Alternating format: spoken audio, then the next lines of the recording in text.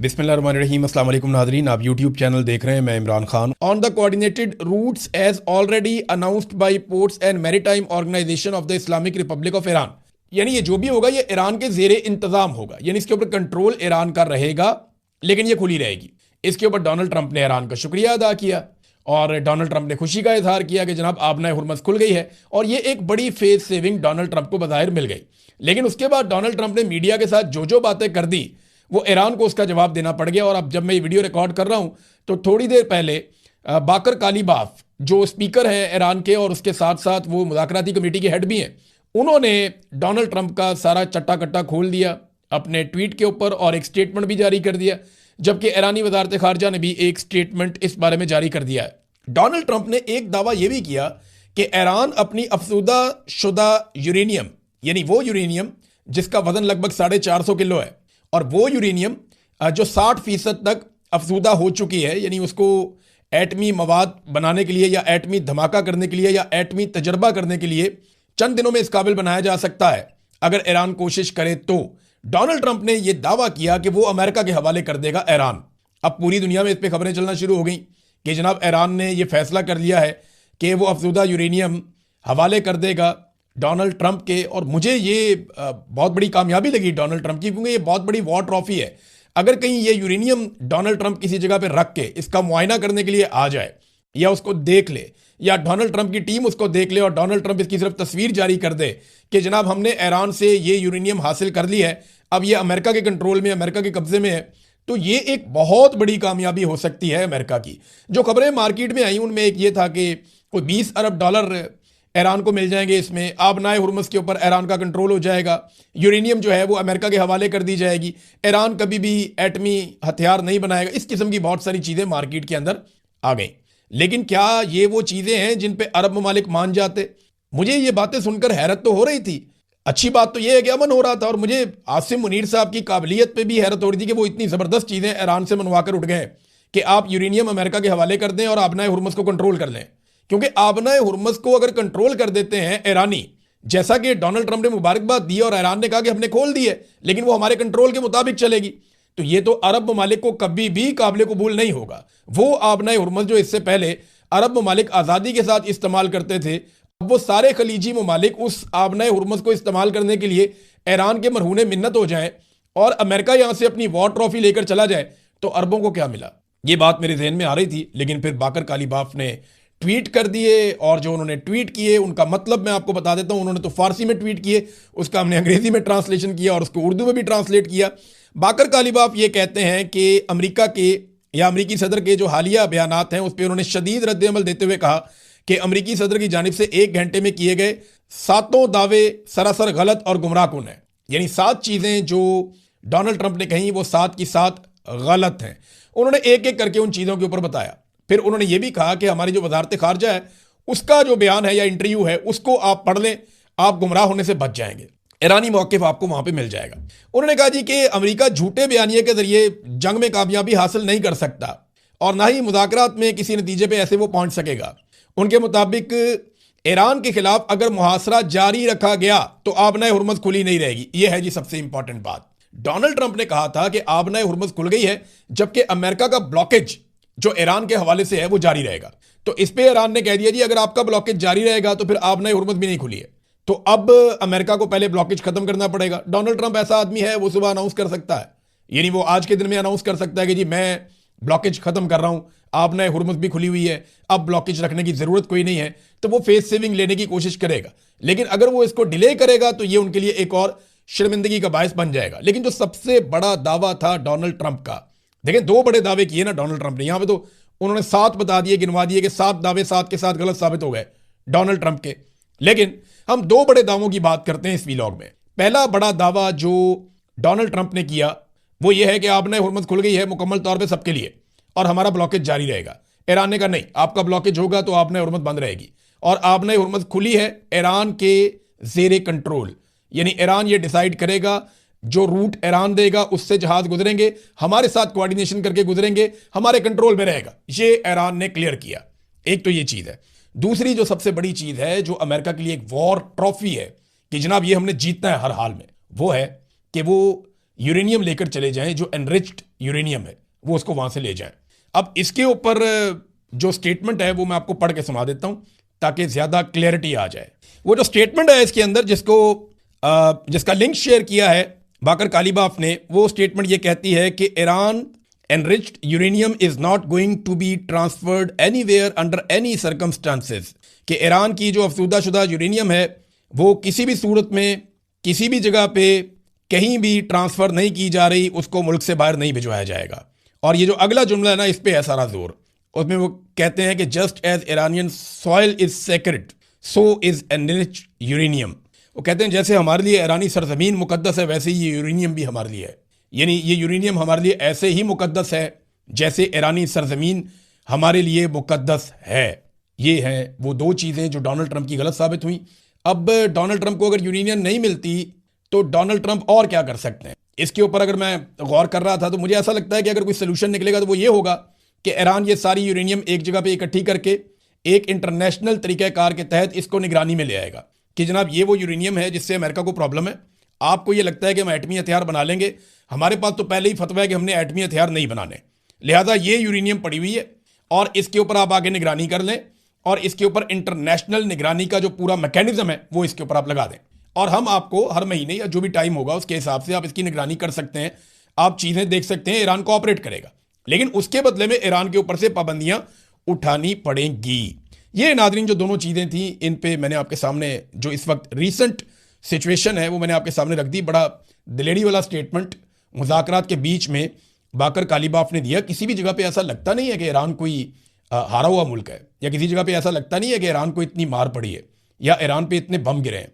बड़ी उन्होंने resilience show की है और ईरानी अवाम जो है वो अभी भी डट कर खड़ी है। जहाँ पे भी कोई छोटा सा इवेंट होता है बहुत बड़ी तादाद में लोग निकल कर बाहर आ जाते हैं। ईरानी फॉरेन मिनिस्ट्री ने भी ये स्टेटमेंट दिया कि ये यूरेनियम मुल्क से बाहर भेजना हमारे लिए कोई ऑप्शन ही नहीं है। अब आ जाए नाज़रीन पाकिस्तान पे। पाकिस्तान की तारीफ की डोनाल्ड ट्रंप ने, और डोनाल्ड ट्रंप ने पाकिस्तानी वज़ीर आज़म की तारीफ की, पाकिस्तानी फील्ड मार्शल की तारीफ की। तो डोनाल्ड ट्रंप ने जो स्टेटमेंट दिया उन्होंने कहा जी फील्ड मार्शल बहुत अच्छा काम कर रहे हैं, शहबाज शरीफ बहुत अच्छा काम कर रहे हैं, उनकी उन्होंने बहुत तारीफ की, माजी में भी वो ये तारीफें करते रहे हैं। तो इस पे शहबाज शरीफ साहब ने भी ट्वीट करके डोनाल्ड ट्रंप का शुक्रिया अदा किया। अब शहबाज शरीफ साहब ने जो शुक्रिया अदा किया उसमें उन्होंने कहा कि जनाब सदर, मैं पाकिस्तान के अवाम, फील्ड मार्शल आसिम मुनीर और अपनी जानिब से आपके मेहरबान और शाइस्ता कलमात पर दिली और गहरे एहसास तशक्कुर का इजहार करता हूँ।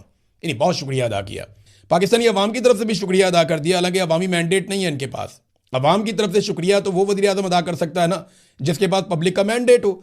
इनको तो वोट ही नहीं डाले लोगों ने, ये तो ज़बरदस्ती लाकर मिलिट्री एस्टेब्लिशमेंट ने हुकूमत में बैठा दिए, तो ये हकीकत तब्दील तो नहीं हो जाएगी इससे। तो मैं ये चाहता हूँ कि आप लोग कमेंट करके बताएं ताकि हम वो कमेंट गिन के बताएंगे भी। आप इसी वीलॉग के बाद कमेंट करके हमें ये बताएं कि शहबाज शरीफ साहब ने आपकी तरफ से डोनाल्ड ट्रंप का जो शुक्रिया अदा किया है, क्या आप इस शुक्रिया में शामिल हैं? क्योंकि चंद चीज़ें मैं आपके सामने रखता हूं कि आलमी सतह पे ये पजीराई डोनाल्ड ट्रंप की वजह से शहबाज शरीफ को, आसिम मुनीर को मिल रही है। लेकिन एक बात हमें समझनी पड़ेगी कि डोनाल्ड ट्रंप एक बड़ी अजीबोगरीब दलदल में फंस गया था। डोनाल्ड ट्रंप एक ताकतवर मुल्क का सदर है, वो खुद को सुपर पावर कहते हैं और उनकी ये कैपेसिटी है। उन्होंने ईरान के साथ एक ऐसी लड़ाई शुरू कर दी जिसमें उनके सारे इत्तेहादी उनको छोड़ गए। आज पाकिस्तानी हुकूमत उस वक्त डोनाल्ड ट्रंप का साथ दे रही है जब आलमी सतह पे डोनाल्ड ट्रंप तनहा हो रहा है, उसके तमाम पुराने इत्तेहादी उससे दूर होते चले जा रहे हैं और उस वक्त पाकिस्तानी जो हैं वो डोनाल्ड ट्रंप के साथ खड़े हैं। तो डूबते को तिनके का सहारा सही। तो अब डोनाल्ड ट्रंप का बहुत बुरा वक्त चल रहा था, उसको रेस्क्यू करने के लिए किसी की जरूरत थी, तो पाकिस्तान पे उसको बहुत भरोसा है। उसे लगता है कि पाकिस्तान के फील्ड मार्शल आसिम मुनीर और शहबाज शरीफ उनके वफादारों में से एक हैं और ये मेरा पैगाम लेकर ईरान तक जाएंगे और मुझे फेस सेविंग दिलवाएंगे। बहरहाल इन्होंने उसके लिए कोशिश भी की है। देखिए कुछ चीज़ें, कुछ हकायक तब्दील नहीं होंगे।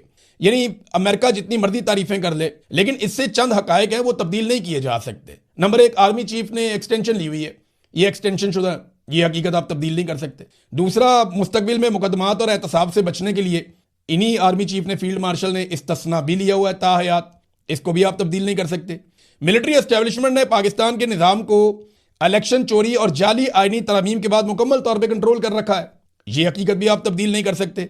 पाकिस्तान में अदलिया, मीडिया और पार्लिमान आज़ाद नहीं है, ये हकीकत भी आप तब्दील नहीं कर सकते। जबरी गुमशुदगियां आज भी पाकिस्तान में जारी हैं, आप ये हकीकत तब्दील नहीं कर सकते। खवातीन के साथ जो ये रजीम कर रहा है इससे पहले कभी नहीं हुआ, ये हकीकत भी आप तब्दील नहीं कर सकते। मानक बलोच है, आपके सामने एक मिसाल है ईमान मजारी की, यानी उन्हें 17 साल सजा दे दी किस बात पे? एक ट्वीट करने के ऊपर। और जनाब जिस अदालत ने सजा दी उस अदालत के ऊपर एक जज बैठे, उनके बेटे ने 2 औरतें मार दी और घर चला गया चौथे दिन।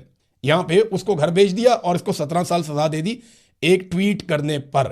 इंसानी हकूक की पामालियां पाकिस्तान में बदतरीन जा रही हैं। इस हकीकत को आप तब्दील नहीं कर सकते। शहबाज शरीफ एक जाली वजीर आजम है, 17 सीटें इन्होंने जीती थी, इन्हें इक्तदार दिलवा दिया गया और ये आसिम मुनीर साहब ने किया। ये एक हकीकत है, आप इसको तब्दील नहीं कर सकते। आपकी आलमी सतह पे जितनी मर्जी तारीफें की जाएं। अपनी हुकूमत बनाने और मुकदमात से जान छुड़वाने के लिए शहबाज शरीफ साहब ने और नवाज शरीफ साहब ने फौज के साथ मिलकर एक साजिश की थी। आप इसको तब्दील नहीं कर सकते थे। जिस दिन उसके ऊपर फर्द जुर्म लगनी थी उस दिन उसको वज़ीर आज़म बना दिया। इस हकीकत को आप तब्दील नहीं कर सकते थे। गुज़िश्ता 4 सालों में हर शोबे में पाकिस्तान नीचे की तरफ गया है, इसको आप तब्दील नहीं कर सकते। मईशत हो, अमनो अमान हो, गवर्नेंस हो, इंसानी हकूक के तमाम शोबों में, हर शोबे में इन 4 सालों में पाकिस्तान गिरावट का शिकार हुआ है। इन हकायक को आप तब्दील नहीं कर सकते। ये हकायक आप बदल नहीं सकेंगे क्योंकि इस्तेकाम नहीं आ रहा पाकिस्तान में और ना ही पाकिस्तान में सरमायाकारी आ रही है। इन्हें मुल्क की गाड़ी को घसीटने के लिए कर्जे तो मिल सकते हैं क्योंकि कर्जे देने वाला कल को कर्जे वापस ले लेगा, लेकिन कोई सरमाया इनको नहीं देगा मुल्क चलाने के लिए। कोई इनको ऐसा पैसा नहीं देगा जो आपको कभी भी वापस नहीं करना पड़ेगा। सरमायाकारी, तरक्की और खुशहाली जो है ये अमनो अमान और इस्तेकाम के साथ जुड़े हुए हैं और ना पाकिस्तान में अमनो अमान है, ना पाकिस्तान में सियासी इस्तेकाम है और ये हकीकत ही रहेगी। आप दुनिया में जितने मर्जी झंडे गाड़ लें, जब तक आप पाकिस्तानियों को रिलीफ नहीं देंगे और पाकिस्तानियों को इंसाफ नहीं देंगे, जब तक आप पाकिस्तानियों के साथ जुल्म और ज्यादती बंद नहीं करेंगे, तब तक पाकिस्तान के हालात बेहतर नहीं होंगे और लोग पाकिस्तान के अंदर आपको हीरो नहीं समझेंगे। ये आप जबरदस्ती जाली अकाउंट्स बनाकर मुख्तलिफ जगहों पर आप छोटे मोटे बच्चों को घेर के उनकी टीमें बनाकर, कई जगह के ऊपर कुछ इदारे हैं उनके अंदर बंदों को मोबाइल लेकर दिए गए हैं कि तुमने दिन रात गाली देनी है, ट्वीट्स करने हैं, उनके ऊपर इंचार्ज भी बिठाए गए हैं। ये सारा कुछ हमें वो लोग खुद बताते हैं बेचारे, जिनसे ये घटिया और गंदा काम लिया जाता है। वो खुद हमें बताते हैं कि भाईजान हमसे अब ये काम लिया जा रहा है, हम इस काम के लिए तो भर्ती नहीं हुए थे इदारों के अंदर, या इस जगह पे हम ये काम करने तो नहीं आए थे, हम तो अपने मुल्क की खिदमत करने आए थे, ये हमसे किस तरह का काम लिया जा रहा है। बहरहाल ये जो मर्जी आप कर लें, पब्लिक आपके साथ कभी खड़ी नहीं हो सकती या आप लोगों की नज़र में हीरो नहीं बन सकते जब तक कि आप पाकिस्तानियों का भला नहीं करेंगे और पाकिस्तानियों के वफादार नहीं होंगे। देखिए ना, हमारी अजीब सालसी है कि इंडिया जो है वो रशिया से और ईरान से तेल ले सकता है, हम नहीं ले सकते। वो गैस ले सकता है उनसे, हम नहीं ले सकते। यहां पे ये एक जियो न्यूज़ ने खबर दी हुई है, ये मेरे सामने उसका लिंक पड़ा हुआ है। ये खबर ये बताती है कि भारत जो है उसने जो अदायगियां की हैं ईरान को, वो चीनी युआन के अंदर शुरू कर दी हैं। यानी ईरानी तेल के लिए जो भारत ने अदायगियां की हैं वो चीनी युआन में की हैं। अमेरिका ने भारत को ईरान से और रशिया से तेल लेने के लिए छोड़ दिया, पाकिस्तान को नहीं छोड़ा। अमेरिका ने भारत को टैरिफ के अंदर भी पाकिस्तान से बेहतर एक मदद दे दी। हमने बहुत बगलें बजाई, बड़ा शोर मचाया कि हमारे पास 19% टैरिफ लगा, हमें बड़ा फायदा हो गया। मैं सिर्फ एक सवाल करता हूं ना, गवर्नमेंट ये बताए कि टैरिफ अगर थोड़ा सा कम आपको लग गया था तो आपने एक्सपोर्ट्स में कितना इजाफा किया? भाई उसका फायदा तो तब होगा ना जब आप अमेरिका को बहुत ज्यादा अपनी एक्सपोर्ट्स बढ़ा देंगे। आपकी एक्सपोर्ट्स अमेरिका को कम हो रही हैं, आप टैरिफ जितना मर्जी करवा लें, इससे क्या फर्क पड़ता है? इससे तो कोई फर्क नहीं पड़ता। तो भारत ने तो फिर भी टैरिफ आपसे भी 1% कम करवा लिया बाद में। तो favourite field marshal Asim Munir है, सबसे अच्छा वजीर आजम शहबाज शरीफ है, लेकिन सारे फायदे डोनाल्ड ट्रंप ने भारत को दिए हैं। और ये एक हकीकत है। जेंट्री बीच आया था, कोई कहता था ये डोनाल्ड ट्रंप का कजन है, कोई कहता था जनाब ये बहुत बड़ा आदमी है, सैकड़ों अरब पाकिस्तान में आ रहे हैं, अरबों डॉलर की सरमायाकारी आ रही है, 1% की सरमायाकारी पाकिस्तान में अभी तक नहीं आई। एहसन इकबाल साहब ने एक बड़ा इंटरेस्टिंग स्टेटमेंट दिया नाज़रीन, ये स्टेटमेंट आप देखें, ये मुझे तो बहुत मजेदार स्टेटमेंट लगा। एहसन इकबाल ने कहा कि ये अल्लाह की मेहरबानी है कि वज़ीर आज़म शहबाज शरीफ की एक ट्वीट से दुनिया की दौलत में 3.5 ट्रिलियन डॉलर का इजाफा हो गया। एक ट्वीट से 3.5 ट्रिलियन डॉलर का इजाफा हो गया दुनिया की दौलत में। पाकिस्तान की दौलत में कितना इजाफा हुआ है एहसन इकबाल साहब? दुनिया का वज़ीर आज़म नहीं लगाया हुआ शहबाज शरीफ को आसिम मुनीर साहब ने, कौम ने तो लगाया ही नहीं। तो आसिम मुनीर साहब ने शहबाज शरीफ साहब को दुनिया का वज़ीर आज़म नहीं बनाया, पाकिस्तान का वज़ीर आज़म बनाया। कोई एक ट्वीट शहबाज शरीफ से ऐसा भी करवा दें जिससे पाकिस्तान की दौलत में इजाफा हो जाए। और मैं आपको बताऊं वो ट्वीट क्या हो सकता है? वो ट्वीट हो सकता है कि हमने एक जाली हुकूमत बनाई थी, हम कौम से माफी मांगते हैं, हम इस हुकूमत को डिसॉल्व कर रहे हैं, नए इलेक्शन फेयर एंड फ्री होंगे, एक आजाद खुद मुख्तार इलेक्शन कमीशन के अंडर होंगे और इस तारीख को होंगे। ये एक ट्वीट आप शहबाज शरीफ से करवा के देखें, पाकिस्तान की दौलत में इजाफा होगा, पाकिस्तान की इज्जत में भी इजाफा होगा। लेकिन ये ट्वीट करके आप लोगों ने जाना किधर है? क्योंकि जो गुनाह, जो जुल्म, जबर और फसायत आप लोगों ने कर दी है, अब इसका सामना आपको करना पड़ेगा, आज नहीं तो कल आपको भुगतना पड़ेगा जो कुछ आपने कर दिया है। ख्वाजा आसिफ साहब जैसे हमेशा नफरत बेचते थे वैसे ही अब भी नफरत बेच रहे हैं। यानी एक मरतबा फिर वो इमरान खान के खिलाफ यहूदी कार्ड निकाल कर ले आए, जनाब ये उनका बंदा है, ये उनके लिए काम करता है, वो देखें यहूदी अखबार ने क्या लिखा। इनको आर्टिकल पढ़ना भी नहीं आता, भाई पढ़ो तो सही आर्टिकल को, उसमें भुट्टो का भी नाम है, उसमें नवाज शरीफ का भी नाम है, और वो एक ही जैसा तस्करा किया हुआ। दूसरा एक चीज और अपने ध्यान में रखें आप, इस वक्त इसराइल के साथ बेहतरीन ताल्लुकात मौजूदा पाकिस्तानी हुकूमत के हैं। ये पहली मरतबा हुआ है कि आप फलस्तीन के हक में एहतजाज नहीं कर सकते, इसराइल के खिलाफ एहतजाज नहीं कर सकते, गोलियां चल जाती हैं पाकिस्तान में, ये पहली दफा हुआ। और फील्ड मार्शल की पॉलिसी की तारीफ की बहुत सारे इसराइली अखबारात ने, ये हम पढ़ते रहे उसको और आपको सुनाते भी रहे बार बार। उस वक्त तो ख्वाजा आसिफ साहब आप नहीं बोले। ये भी पहली मरतबा हुआ कि वजीर दिफा ने इसराइल के खिलाफ 2 ट्वीट किए और दोनों उनको डिलीट करने पड़ गए मजबूरी के आलम में। और जिस तरह डिलीट हुए हैं ना, वो मैं उस बात की शदीद मुजम्मत करता हूं। मुझे लगा कि नहीं ये ज्यादती है, ये गलत है, लेकिन ख्वाजा साहब आप नफरत बार बार बांटते हैं, आप बार बार नफरत बेचते हैं, कभी मजहब के नाम पे, कभी यहूदियत के नाम पे, कभी इस्लाम के नाम पे, कभी किस नाम पे। बैरून मुल्क जाके यही ख्वाजा साहब स्टेटमेंट दे रहे थे कि हम बड़े लिबरल हैं, इमरान खान बहुत मजहबी है। पाकिस्तान में आके यही ख्वाजा साहब कहते हैं जी इमरान खान यहूदी है और हम बड़े मजहबी हैं। यानी वहां कोई और चूरन बेचते हैं। भाई ये ग्लोबल विलेज है इस वक्त दुनिया। अब दुनिया सारी की सारी इंटरनेट के जरिए से जुड़ी हुई है। 5 मिनट में इधर की बात उधर पूरी दुनिया में जंगल की आग की तरह फैल जाती है। अब आप वो नहीं कर सकते जो आप माजी में करते रहे हैं। नाज़रीन और भी चीज़ें थी लेकिन मैं आपके साथ शेयर करूंगा नेक्स्ट वीलॉग में। अब तक के लिए इतना ही, अपना ख्याल रखिएगा, अपने इस चैनल का भी। अल्लाह हाफिज़।